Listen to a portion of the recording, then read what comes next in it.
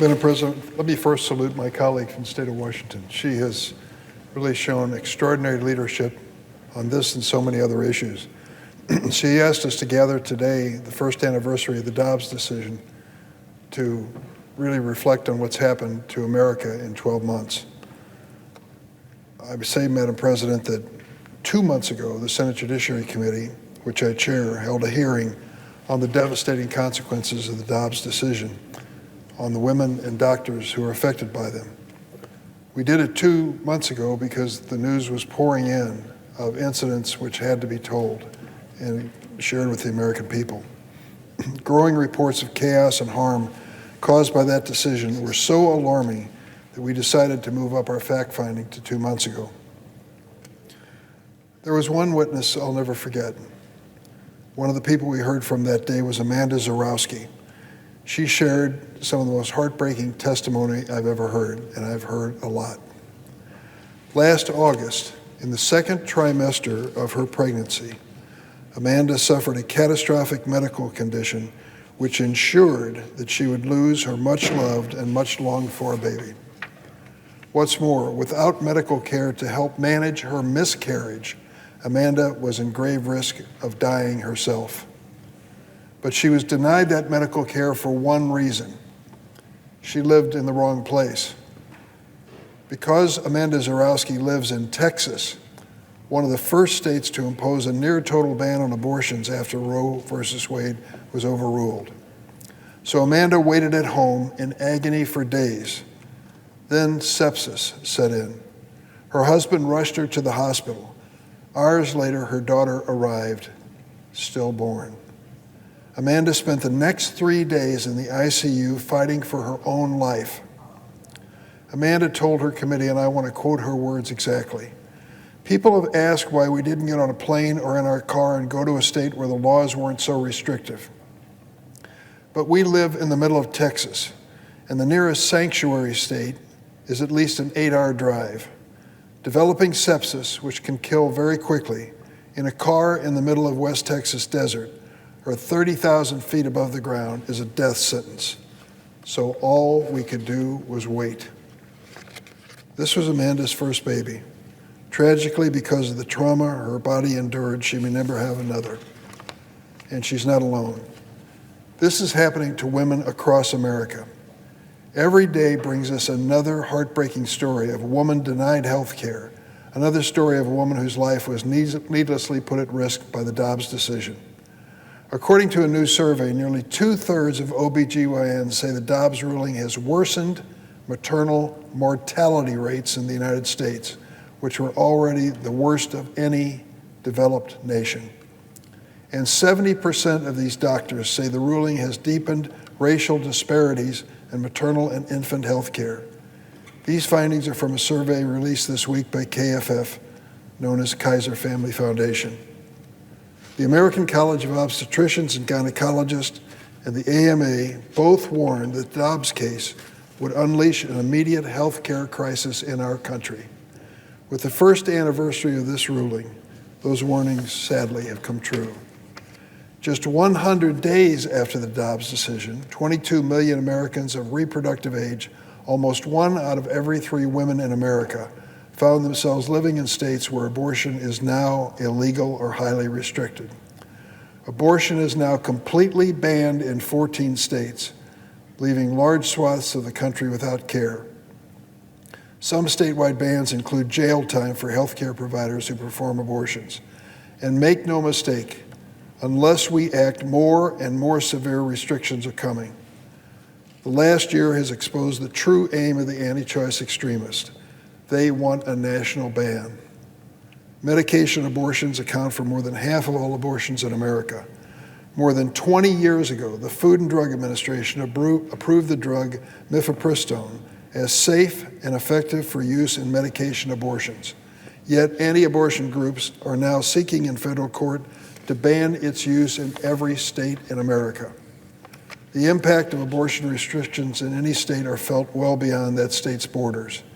In my state, largely as a consequence of near-total bans in many surrounding states, the number of abortions performed by Planned Parenthood in Illinois increased by 54% last year. That increase was driven largely by women from out of state seeking access to abortion that is now outlawed in their home states. As a result, wait times to obtain abortions have increased dramatically in our state. In addition, some anti-choice extremists are seeking to deny women's right to abortions through increased threats and violence against abortion clinics. We saw this recently in Illinois, when a man rammed his car into a building that was being renovated to serve as an abortion clinic in the Danville area. He also tried to set fire to the clinic, but thankfully he was stopped. According to the National Abortion Federation, last year saw a huge increase in violence at abortion clinics, and a disproportionate increase occurred in states like Illinois that protect the women's rights to reproductive care. Personal decisions about health care should be made by individuals and their doctors, not by politicians with an ideological agenda. That is why I strongly support the 4 measures that my Democratic colleagues have offered today to protect women's rights to travel, to receive health care, protect patients' data privacy, protect healthcare providers' ability to provide abortions in states where it's legal, and protect the right to contraception. It's hard to imagine in 2023 that we are actually facing the prospect of losing a woman's right to contraception, as well as access to reproductive health care. The Dobbs ruling has sown chaos, fear, and division. It has usurped doctors' rights to make the best health care decisions for their patients. Doctors live in fear of these new laws and whether they include criminal liability for what was good medical practice and still is. They've stripped women of their right to make health care decisions and given the power to politicians. It is now up to Congress to protect women in health and providers from results of this disastrous ruling. Mr. President, you were at the Judiciary Committee today. We had a hearing on LGBTQ rights, and there was some extraordinary testimony. A 16-year-old came to us who has gone through a change to her status. This young woman at 16 years of age explained how she realized at the age of 10 or 11 that she was really inclined toward being a woman and not a man.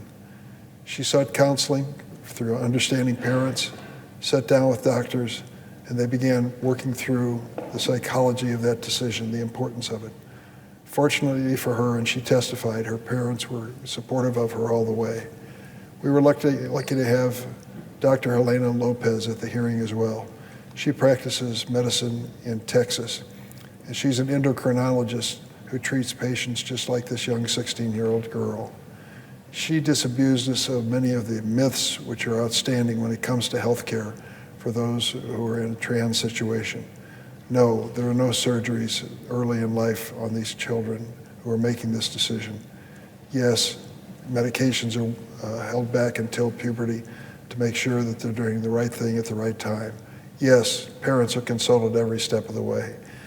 These are important and critical decisions which parents and families make every day across America, every day. They're decisions based on the advice of a doctor as what is right for your child. They're decisions that parents will never forget. I know, I've been involved in them. And they're decisions which really will determine the future lives and the well-being of so many individuals. To think that so many legislatures across the United States are now regulating and putting criminal penalties on the conduct of that doctor who was before us today is heartbreaking. It defies medicine, it defies science. It's politics pure and simple. The same thing is true on this issue of women's reproductive health care. We've got to leave these basic decisions, fundamental decisions, to the families that are affected by them directly, to the women who are affected by them directly.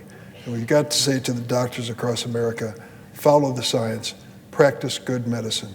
Don't let a local legislature divert you from the best treatment of your patient to make sure that they come out of this process in a very positive way. It's a sad moment in America that we're debating these things and debating whether or not to rely on sound medical judgment. In the end, that's the only thing we can count on. And I'm glad that we had the hearing today, and I'm glad that we gathered on the floor to make a record out of what's happening in our great nation. I yield the floor.